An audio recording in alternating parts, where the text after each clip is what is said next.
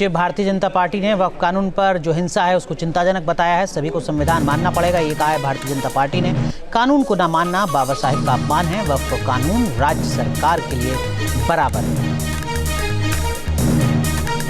यदि नहीं करते हैं तो ये साफ हो जाएगा कि कांग्रेस और इंडी गठबंधन की नजर में बाबा साहब के संविधान से ऊपर शरिया का निशान है। हमें इसका जवाब स्पष्ट रूप से हाँ या नहीं में और आपके द्वारा की गई प्रतिक्रिया में दिखना चाहिए। सर, कहना है कि अगर तो उनकी सरकार आती है भविष्य में तो 1 घंटे के अंदर ये कानून बदल देंगे। खड़गे साहब कहते हैं कि बीजेपी की तरफ इशारा करके कि ये लोग संविधान के और बाबा साहब के दुश्मन हैं।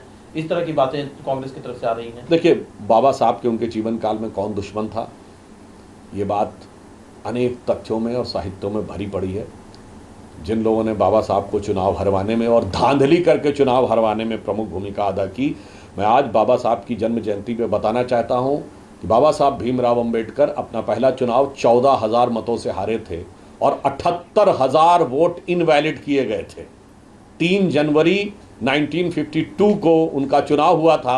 अप्रैल 1952 में उन्होंने चुनावी धांधली के विरुद्ध कोर्ट में याचिका दायर की थी। अतः भारत के संवैधानिक इतिहास में चुनावी धांधली के पहले शिकार बाबा साहब अंबेडकर थे, जो चुनावी धांधली कांग्रेस और कम्युनिस्टों ने मिलकर उनके साथ की थी। न्यूज नेशन अब व्हाट्सएप पर खबरों की ताजा अपडेट के लिए न्यूज नेशन के इस QR कोड को स्कैन करें।